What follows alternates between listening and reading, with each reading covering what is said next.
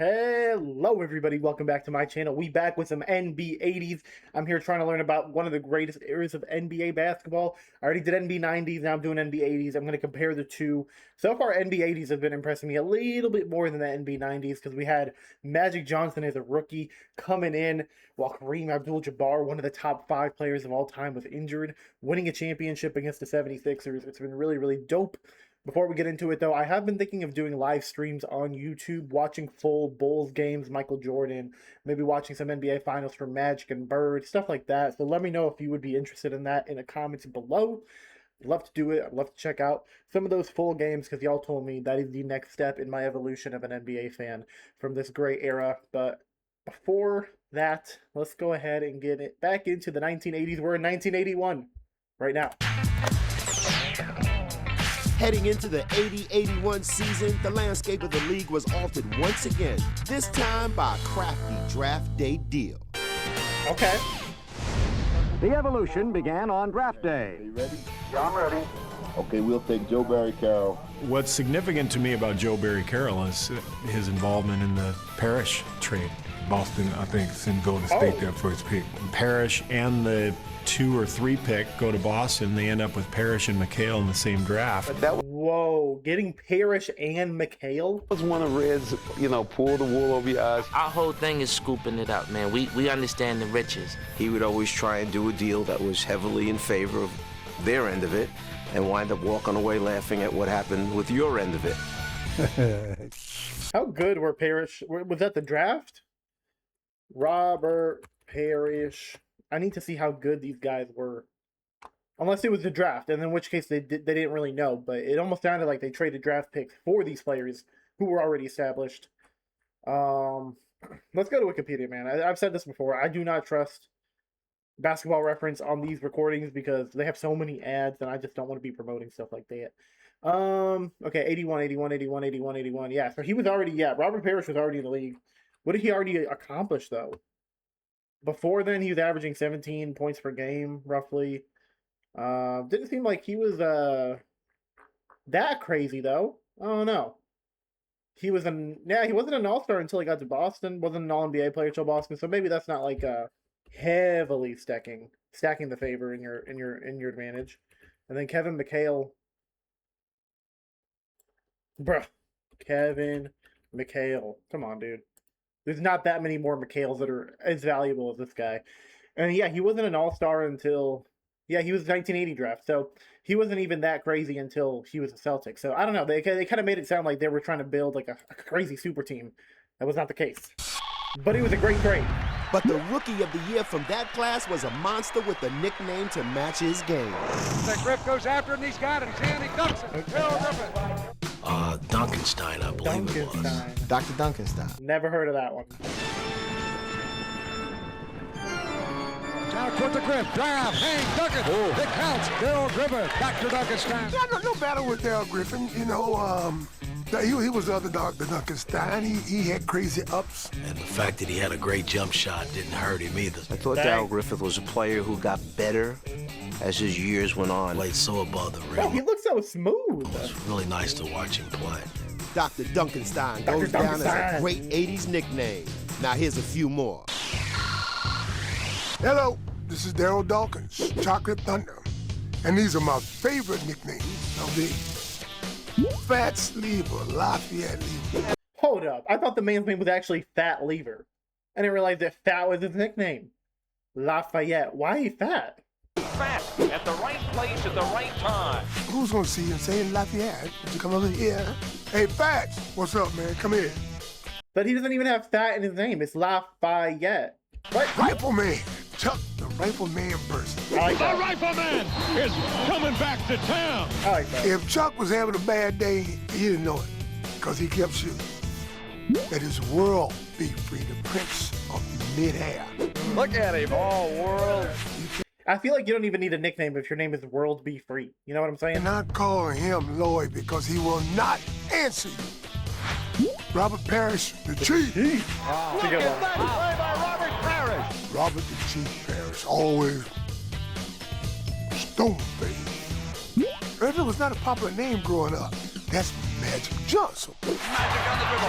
Magic on the layup. I would argue Magic might be the best nickname of all time because a lot of people think that's actually his name instead of Irvin. He turned out to be a great player, so he could be Irvin or Mervin or Urkel if you wanted to be. And those are some of my favorite nicknames from the 80s. Solid. I hadn't heard about a lot of them. Now fans call this guy AD, and in 1981, Anthony Davis? Nah, Adrian Dantley. Scoring title winner in 81 and 84. everybody just called him the NBA scoring champ. At 6'5", he could post up a 7-footer without any problem and take him to the hole and get results. 28 now for Adrian Dantley in the first half. Number 4. He scored a lot of points. Adrian hurrying down the court, goes in and scores. Stanley has 33 points. There was no way you could say I'm just going to stop him from scoring. It wasn't going to happen. The best pump fake literally in the game. The 24-second clock, he could spend 22 of it doing this.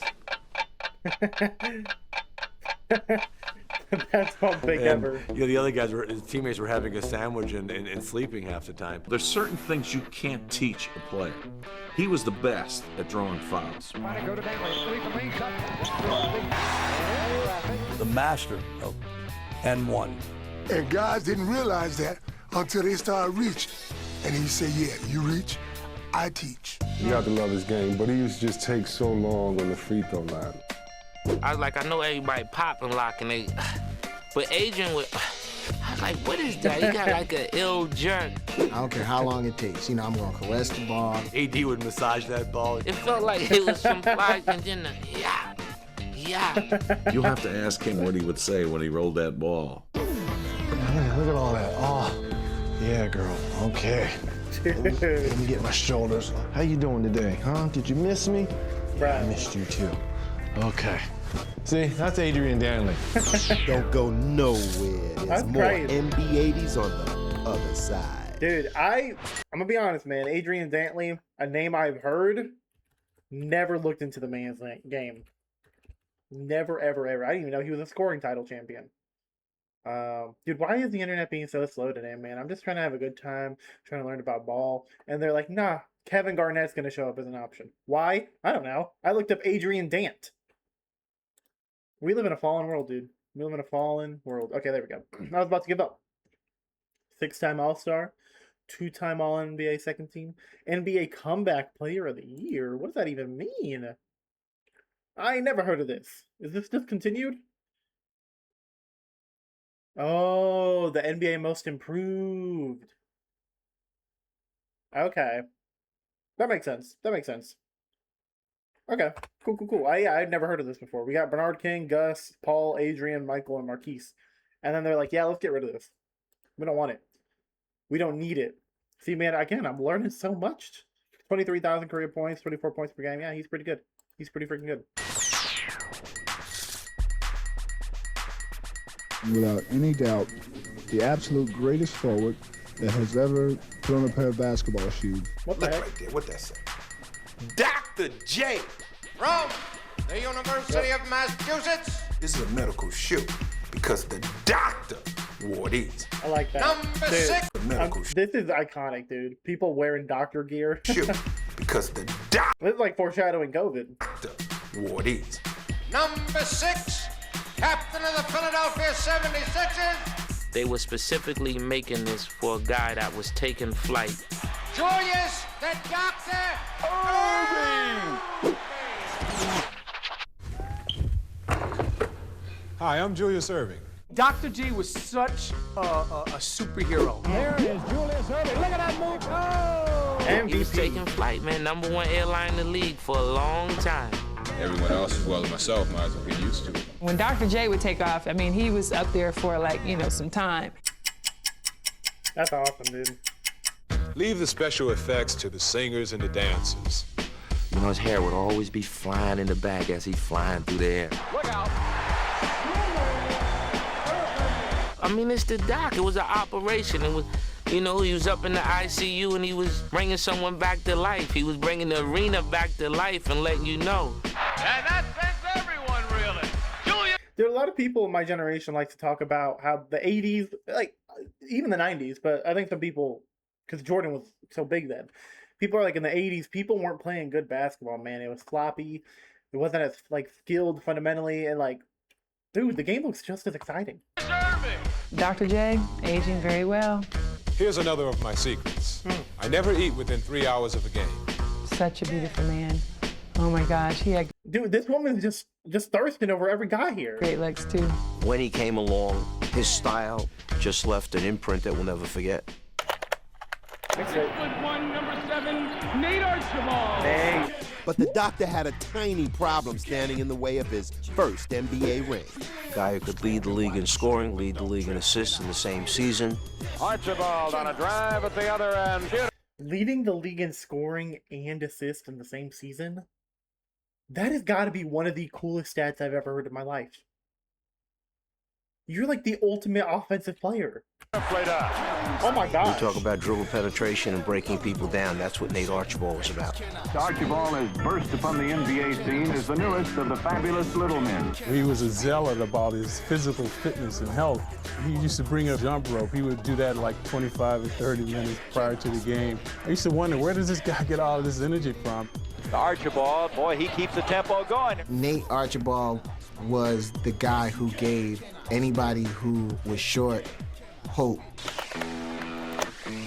When Tiny Celts met Doc Sixes in the conference finals, the rivalry was in full bloom. Boston and Philly was something. It was something special. You know what? We could lose all the other games, but you better not lose to Boston. 6 seconds to go. Boston doesn't call time. Archibald intercepted by Bobby Jones, and the game is over. We had to find a way to beat the bully. You know, they would punch us and we would kind of just back up. And finally, we began to punch back. Burns coming to the left. They blow a 3-1 lead? Stop and pop off the glass. It's gone. Boston leads 91-89. Anytime a team fights back from adversity, you got to sit back and say, these guys are competitors. Bobby Jones is going to put the ball on the flag. And the pass hits the top of the backboard. And it's over. They won 3 in a row. They came from 3 or 1 down. And they have won the series. It's all over. I had never heard of this comeback. Down 3-1, Boston with Larry came back. The first showing of Celtic pride for this new group of players. Larry Legend's first trip to the finals would leave us with one of his most lasting memories. 7 minutes left. Larry Bird. You got a white guy who can't jump there. He couldn't jump over a Monday paper. Monday paper is like about this big. He was not super fast, super quick, but what was quick was his mind. Larry, as soon as he shot that ball, knew he missed it. How you gonna have a jump shot, an assist, a rebound, and a point? Yeah, that's Larry Bird. That's a funny way to put it. Rebound and a point. You're gonna have a jump shot, an assist, a rebound, and a point. Yeah, that's Larry Bird. That's funny. If you see this play happen, I'm standing there. I see the ball ricochet off. I'm about to go grab it. So I really could have messed up one of the best plays Barry Auerbach ever saw. Now, for a guy who can't jump and not supposed to be able to run that fast, he sure can get a lot done.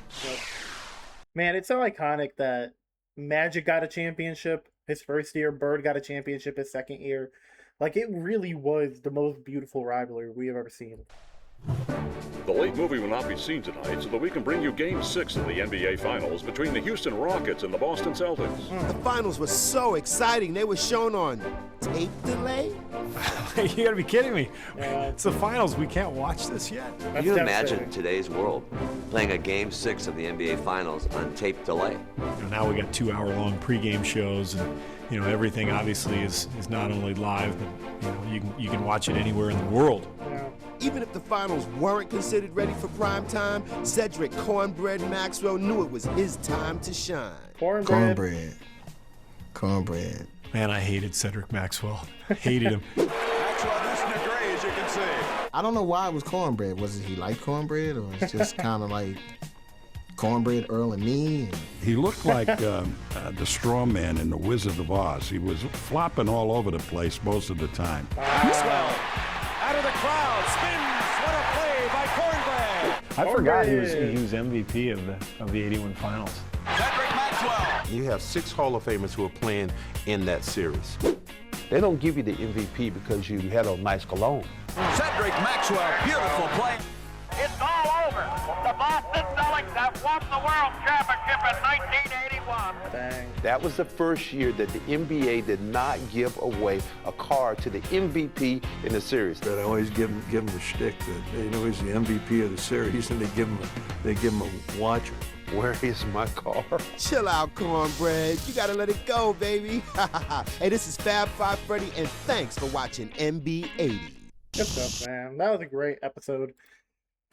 Yeah, dude, going year by year is a lot of fun. Year 1, you get Magic. Year 2, you get Bird. Year 3, 82. Is that where they meet up? Is that their first meetup? I can't remember. I cannot remember, but we're going to find out. Man. See, now I want to check out some more of these players. Cedric Maxwell, what'd you accomplish in your career? Mr. Cornbread. Oh my gosh, I can't spell. This time it's not even a connecting issue. It's just I cannot spell. Cedric Mac Hardman. See, man, we're not supposed to be here right now. Honestly, just kick off the video. I'm in shambles right now. I forgot how to spell Cedric. I thought I knew it. There we go. Golly, man. He's 70 years old, 2-time champ. Spoiler. NBA Finals MVP, retired by Boston. Pretty dope, dude. Pretty dope. Averaged 12 points for his career. Nothing crazy, but respectable. Respectable. Was never an all-star, never all-NBA, but the man could hoop still.